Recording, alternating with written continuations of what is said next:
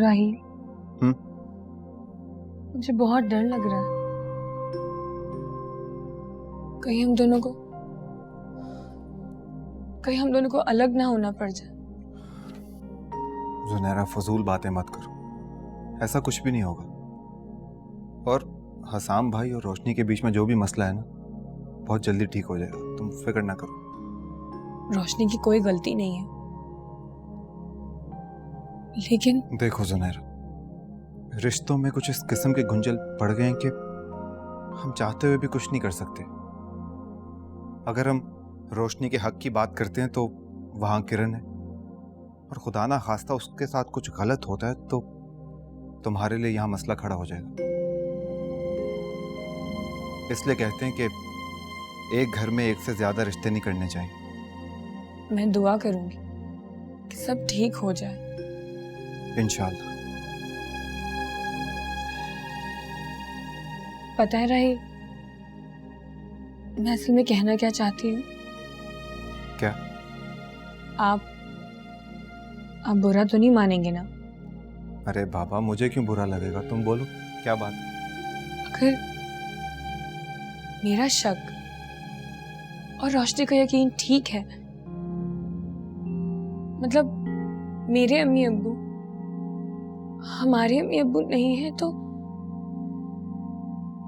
मेरे माँ बाप कहाँ हैं? राहिल, मैं उनके बारे में जानना चाहती हूँ। सुनहरा, इस बारे में मैं तो कुछ नहीं बता सकता ना। मेरा ख्याल है इस सवाल को अब यहीं दबा रहने दिया जाए तो बेहतर है। आप कह सकते हैं, लेकिन मैं ये बात कैसे दबे रहने दे सकती हूँ? माँ बाप हमारी शख्सियत का सबसे मजबूत हवाला होता है, कोई इनके बिना कैसे रह सकता है? मैं समझ सकता हूँ सुनहरा, लेकिन मैं जानती हूँ कि वो कौन है और कहाँ है। पता नहीं क्या मजबूरी थी जो वो हमें किसी और को सपोर्ट कर गया।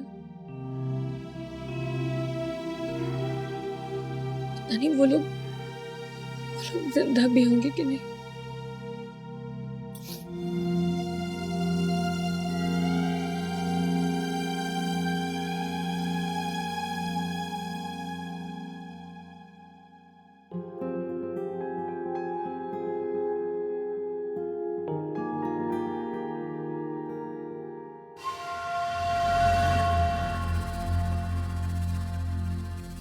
अरे किरण, क्या कर रही हो तुम किचन में?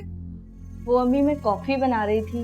दरअसल वो तुम्हें क्या जरूरत है कॉफी बनाने की? अरे यहाँ के नौकर मर गए क्या? सारे दिन बैठे मुफ्त की रोटियां तोड़ते रहते हैं। और वैसे भी बेटा, अभी शादी को दिन ही कितने हुए हैं जो तुम किचन में लगे? मैं बिल्कुल नहीं चाहती कि तुम इतना काम करो।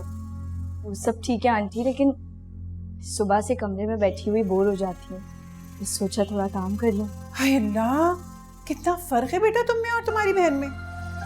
तुम्हारी बहन तो किसी काम को हाथ ही नहीं लगाती, सारा दिन नौकरों के ऊपर सवार रहती है, उनसे काम कराती रहती है। यहाँ तक कि मैं और तुम्हारे अंकल ना इंतजार में रहते हैं कि उनके कामों से फारिग हो नौकर तो हम अपने काम करें। अरे माफ करना बेटा, तुम्हारी बहन है, तुम्हें बुरा तो लगता होगा, लेकिन मैं क्या करूं, तुम में और तुम्हारी बहन में आसमान जमीन का फर्क है भाई। वैसे भी मुझे तो पहले दिन से ना तुम्हारी जैसी लड़की की तलाश थी, पता नहीं हसान कहाँ फंस गया। आंटी, मैं आपके लिए चाय बना दूं? अच्छा चलो, तुम कह रही हो तो बना दो, लेकिन मैं तुम्हें साफ साफ कह रही हूँ, मेरे अरमान यही है कि तुम बिल्कुल किसी काम को हाथ ना लगाओ। अरे इस घर की बहू हो, कोई नौकरानी थोड़ी बनकर आई हो।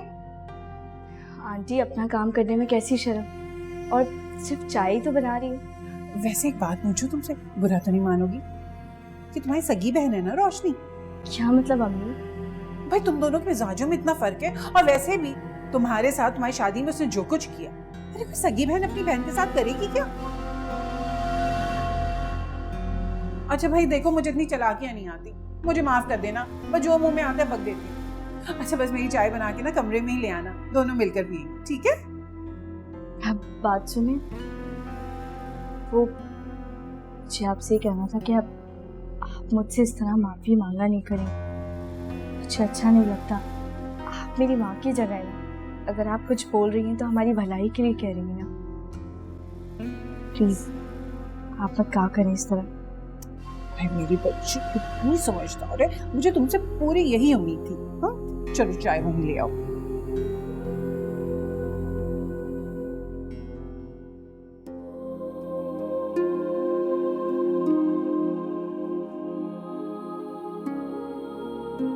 ये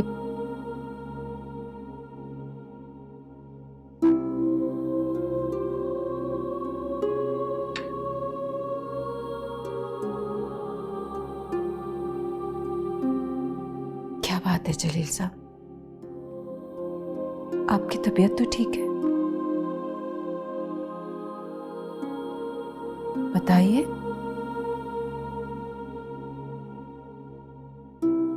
दिल की बात कह देने से दिल का बोझ हल्का हो जाता है। क्या बताऊं असरा, जो मेरे दिल पे बोझ है उसका इजहार करने से ये बोझ और बढ़ जाएगा। बताइए तो सही, मुझसे आपकी परेशानी देखी नहीं जा रही, बोलिए।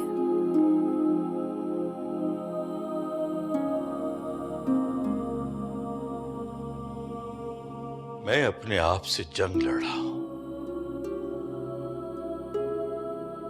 अपने अंदर के बाप से सवाल कर रहा हूं, उस बाप से जो बेटी की मोहब्बत में अंधा हो गया था, भूल गया था ये सब, भूल गया था ये सब कि बेटी को एक दिन रुखसत होकर अपने घर जाना। वो बाप ये समझ रहा था कि जैसे रोशनी उसकी जिंदगी का हिस्सा बनकर रहेगी। गलत सोच थी, गलत सोच। और उस बाप को उस वक्त बहुत तकलीफ हुई थी ना, जब उसने हसाम के साथ अपनी बेटी की तस्वीरें देखी थी। हाँ, शायद आप रोशनी के प्यार में इतने खुदगर्ज हो गए थे कि आप उसके प्यार में किसी को शरीक नहीं देख सकते थे।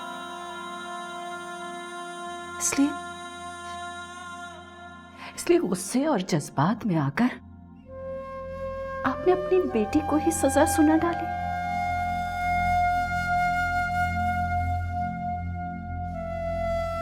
फिर उस बाप से क्या लड़ना, क्या सवाल करना? जो होना था वो तो हो चुका है। हाँ, जो होना था सो हो गया, लेकिन गलत हुआ, बहुत गलत।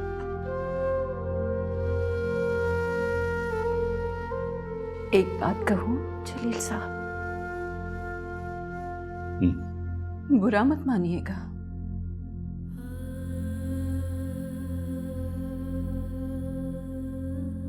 शौहर और बीवी हर मुश्किल वक्त में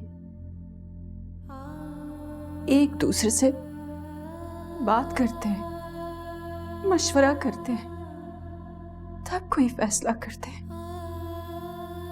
लेकिन आपने तो मुझे कभी जिंदगी में अहमियत ही नहीं दी। जिंदगी के सारे फैसले आप खुद करते चले गए और अपने गलत फैसलों पर डटे रहे। मेरी नहीं सुनी, उस बेटी की भी नहीं सुनी जिसपे आपको अंधा यकीन था, उसकी भी कभी नहीं सुनी।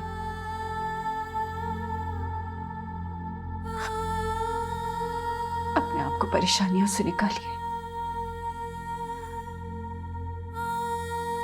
हमारा आपके सिवा और है ही कौन?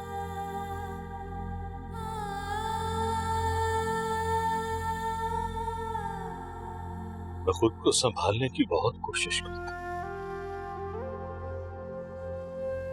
लेकिन गुजरा हुआ वक्त मेरे लिए हसीयत बन गया। हमारा वो घर जहां हम दोनों की खुशियां, हमारी ख्वाहिश,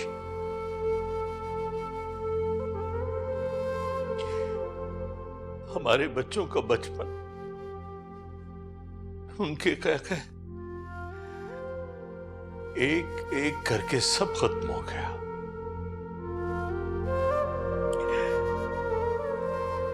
उस घर में दुख ने ऐसे डेरे लगाए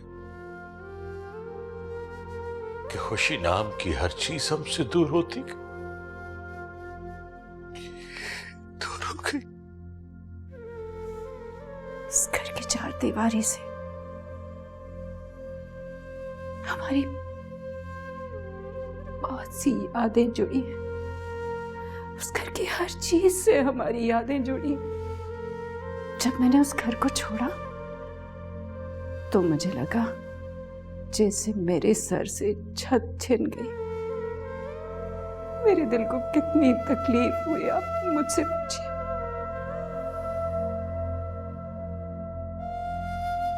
आपको पता है कि एक मकान को हमेशा एक औरत ही घर बनाती है और उसे आबाद भी वो ही रखती है। मैंने उस चार दीवारी के मकान को अपनी मोहब्बत से घर बनाया,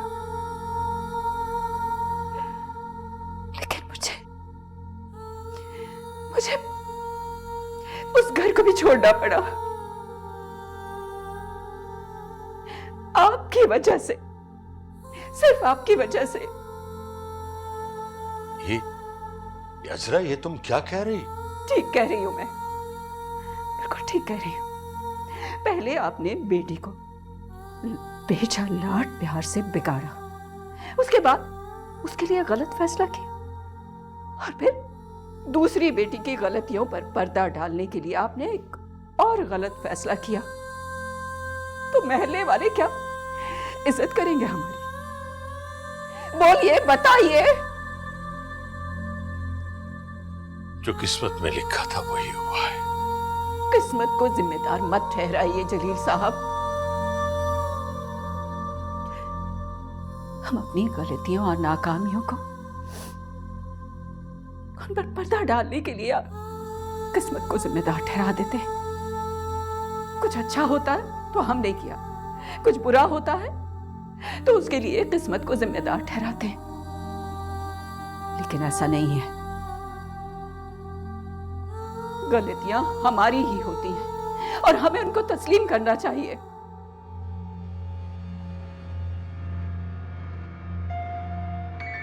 तुमने जो कुछ कहा मैंने किया अमान, अब तुम भी अपना वादा पूरा करो। वादा? कैसा वादा? तुमने कहा था अगर मैं वो सब करूंगी तो तुम मेरी वीडियोस डिलीट कर दोगे। अरे कर दूंगा मेरी जान, इतनी भी क्या जल्दी है? जी आ गई। अभी फौरन डिलीट कर दो अमान, मैं और इंतजार नहीं कर सकती। अब मैं आपको बाद में फोन करती हूँ। तुम्हें क्या लगता है वीडियोस मैं अपनी जेब में लेकर घूम रहा हूँ? मैंने कहा तुम्हारी वीडियोस डिलीट हो जाएंगी, तुम बेफिक्र होकर घर चली जाओ। इतना बड़ा काम किया तुमने मेरा, तुम्हें धोखा कैसे दे सकता हूँ? मैंने तुम पर भरोसा किया अमान। मैं तुम्हारे भरोसे को नहीं तोड़ूंगा मेरी जान। बस तुम समझो कि मैंने वो वीडियोस डिलीट कर दी। अमान मेरी वीडियोस डिलीट करो। अगर तुमने मेरे साथ किसी किस्म की भी चालाकी दिखाने की कोशिश की ना तो फिर मैं। आहिस्ता आवाज में बात करो, तुम भूल रही हो कि तुम किधर बैठी हो।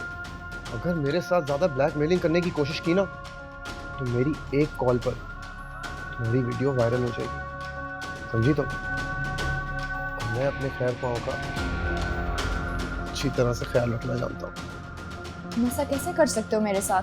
कुछ भी कर सकता हूँ मैं, कुछ भी। तुम्हारे लिए बेहतर यही होगा कि चुपचाप उठो, चली जाओ। देख लूंगी तुम्हें अमान।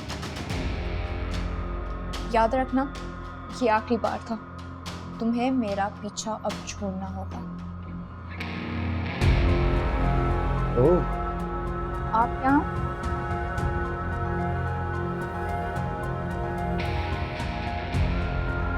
अच्छा हुआ भाभी जी कि आपने हमारी बातें सुन ली। अब आपको अंदाजा तो हो ही गया होगा कि अमान अपना मकसद पूरा करने के लिए कुछ भी कर सकता है। हमारे बात नहीं देंगी अपने बहनोई को।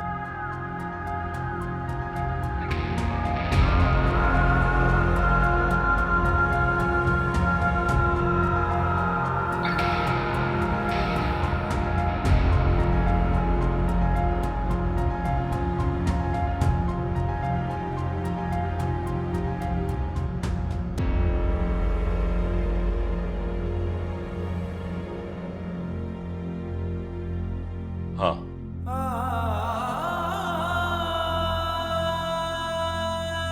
ठीक कहा तुमने।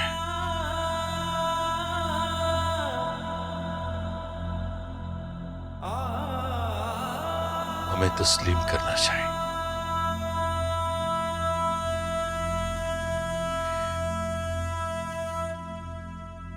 मुझे एहसास हो गया जब मुझे तुमसे मशवरा लेना चाहिए था, मैंने तुम्हें अहमियत नहीं दी। जब तुम्हें मेरे साथ की जरूरत थी तो मैं तुम्हारे साथ नहीं था।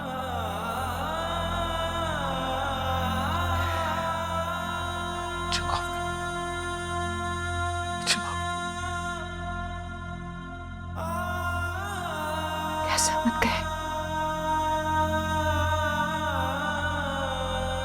जो कुछ मैंने कहना था कह दिया,